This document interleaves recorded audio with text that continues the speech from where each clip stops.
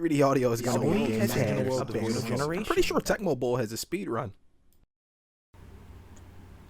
Hello everyone, and welcome back to this week's Most Elite Podcast. This week, we're talking about some of the goings-on in the world of gaming. It'll most likely be a fast episode as it is 5 a.m. when I'm recording this. I work overnight these days, which is why you guys probably haven't seen or heard from me in some time. My schedule has changed, and now, instead of a morning shift with traditional, I actually don't remember when I used to sign on. I think I used to sign on 5 a.m. and then sign out at 3 p.m. Well, that's gone now. Now I sign on 5 p.m. and sign out whenever. And I say whenever because my job requires me to work in different time zones. So if I'm working on the East Coast, then, we're looking at maybe 11 o'clock, 12 o'clock at the latest. If I'm working Central Time, 12, sometimes 1 or 2. And if I'm working Pacific, it is guaranteed almost always 3 a.m. or 4 a.m. I get off. So that is where I've been. And where I'll stay for the remaining foreseeable future until we finish the current project we're working on. So let's talk about this week's gaming news. Hot topic right off the top, and I've done so many videos on this. The situation at Bungie Studios. Now, in my last video, I talked about how the up-and-coming CFO/CEO, Hiroki Totoki, I believe, Hiroki Totoki, I'm maybe butchering that. I talked about how he visited the studio, and he had a lot of questions about the management of funds and how they were going to get their studio back on track. And when that was months ago when I made that video. Since I made that video, a lot of stuff has happened over at Bungie. They've laid off 220 more employees. 100 employees got shifted over to Sony Interactive Entertainment. Sony themselves have come out and talked about Bungie. They've talked about how they're going to restructure them in a way that... the direct quote is that Marathon and Bungie and Destiny 2 are going to always have resources there, and going forward though, any other game, I don't think, the way I read how it was said is that they're going to let them work on Destiny 2 and Marathon, the upcoming extraction shooter, but everything else I think is they're going to hang that up for them. Bungie won't be allowed to work on that stuff, and if things continue to go south like they already have with 100 employees being integrated in SIE or Sony Interactive Entertainment, I think they'll probably continue to integrate employees till they spend $3 billion for nothing, right? And I think that's why they haven't pretty much dissolved them. It came out that Bungie was facing insolvency if they didn't finesse Sony into buying them. Apparently they lied and overpromised, and Sony believed them and spent that much money on them. And apparently they were facing insolvency if they didn't get a huge publisher like Sony to purchase the company. They were going to go under. And that's tough. That's tough to hear. I know a lot of people play and love Destiny 2. And it sucks that studio has just... It's not been good. I mean, Jason Schreier recently on a podcast,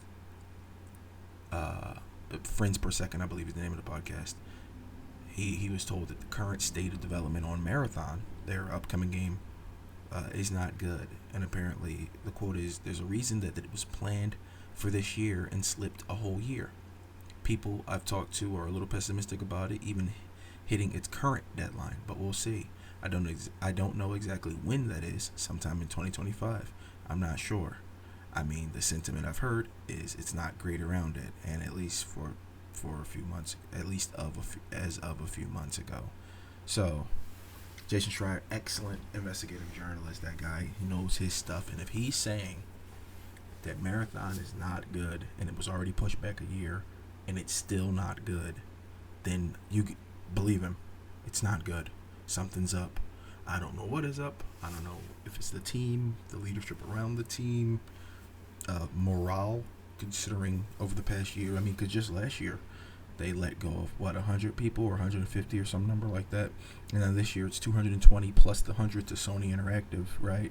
So, it's a large amount of your friends and colleagues being let go or otherwise restructured with more on the horizon. So morale definitely has to be playing a factor in what's happening. And I think time will tell. Bungie themselves did speak out on it, and I think on their Reddit they said, when we have a date to talk about what's been going on, we will let you all know, is what they said to the fans of Destiny 2. So I think they'll do a This Week at Bungie, but it'll be like a real one and not just like a PR laden one that they usually do with the hype and the stuff to get you to buy the DLC. Speaking of the DLC, it's been recoined content packs. It's no longer going to be what the Destiny community has come to know of it. Now it's going to be single mission looking like, and this is from leaks, so take this with a grain of salt.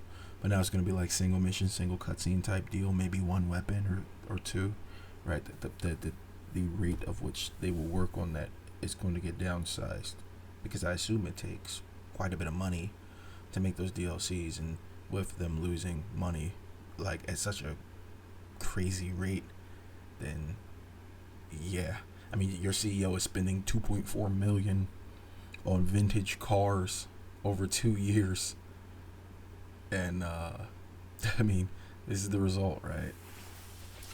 That's tough stuff over there at Bungie, man. And it was on Reddit that I double fact checked myself here. It was on Reddit that Bungie said that they're committed to Destiny and to supporting their community with transparency. Well, transparency would be new because they haven't been very transparent, have they? All this stuff wouldn't be coming to light. It'd be well known if they've been transparent, but they have not been. They've been lying. And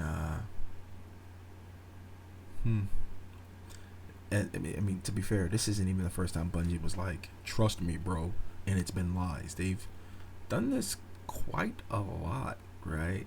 So I just don't know. The leadership, I spoke about it in my last video. I think the leadership just needs to be outright replaced. And I think Sony is hesitant to do that because they hired them because of their expertise in making live service games that are profitable. Because anybody can make a live service game. The difference is making one that makes money. Destiny 2 has been around a long time and making some money. Apparently, though, this DLC didn't sell more than the last DLC, so they've been losing money, it looks like. For how long, I don't know. But I don't know. It's tough stuff. It's tough stuff. I do hope the best for all the people who were let go, and all the people otherwise affected by this transitional period, I guess we can call it, for the PR. Yeah, like the PR way of saying the shit is hitting the fan. I do hope the best for them. Moving on. Geralt's voice actor, forgot his name, Doug Cockle, came right back to me the second I said forgot his name. That's amazing how the human mind works. He said he's going to be in Witcher 4. Geralt is not the main character, but he is in the game, which is very exciting. Everybody loves The Witcher. Great book series, right? Great video game series. Netflix show, right?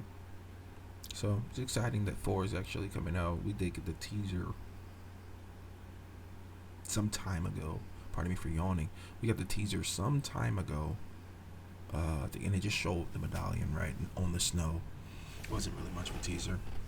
Just letting us know that they're working on it. You know, when companies do that, it's not for us. It's for the shareholders, so they can put down something on a quarter, like, all right, well, this is when this will be, and this much money is projected to come in, right?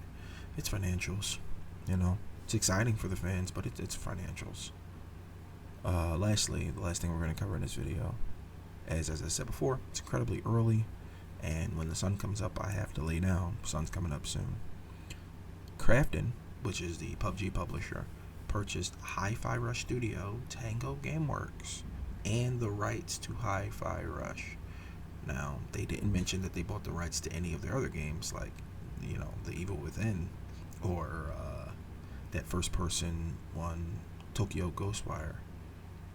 They didn't say they bought those rights. They specifically called out that they bought Hi-Fi Rush and the studio they made it, right? Tango Gameworks and those talented people, and they want them to continue working on it. Crafton, if it sounds familiar, as I said, it's PUBG's developer, but they're also the people who gave the money to Glenn Schofield some time ago to make what would become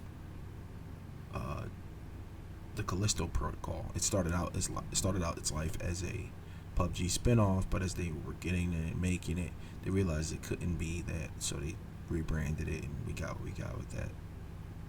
And then, of course, it didn't do well, and it failed, and then he left the studio, and that IP is up in the air. So if you're a Callisto Protocol fan, then good luck with that.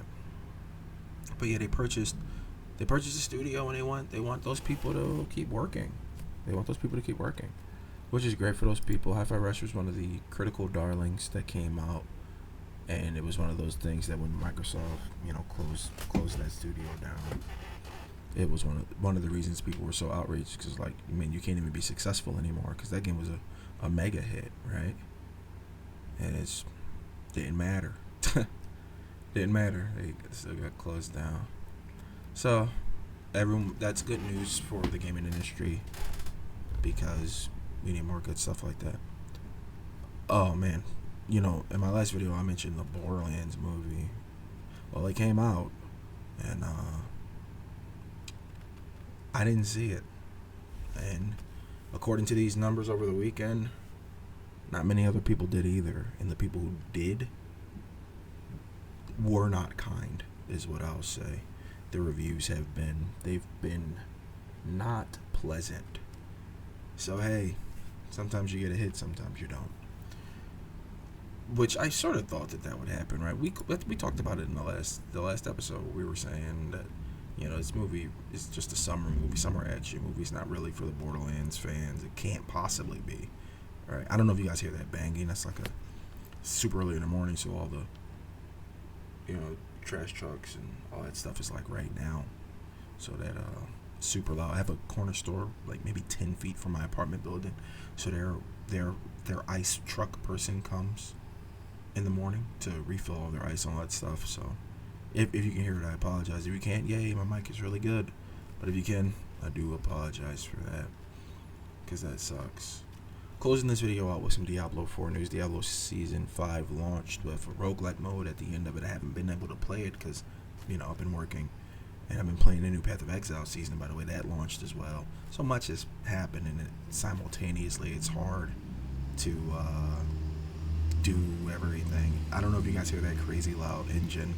It's like a bus or something this early. It's kind of crazy. But again, if you didn't hear it, awesome. If you did, apologies. But yeah, Diablo 5, they did a World of Warcraft crossover, and those skins look phenomenal. If you haven't checked them out, go check them out. They're $25 a piece, unfortunately, but it is World of Warcraft, so it kind of makes sense that the price tag would be a little higher than the traditional skins, which are $20. So $5 extra, and they do look good. I can't even deny that those skins look amazing. So that'll be it for the episode. I won't have any gameplay footage with this one because, as I said, this is just me coming back to do this because I've been stuck in the work dungeon. I'm still stuck in the work dungeon, and it's been really difficult to squeeze time in because I gotta sleep in the morning, and then when I wake up I go right to work, and then it's in the middle of the night, right? So anyway, thank you all for listening. As always, if you like these sort of videos, don't forget to like, comment, and subscribe, and hit the thumbs up and bell notification if you do. You guys have a lovely day, and we will see you in the next one. Bye.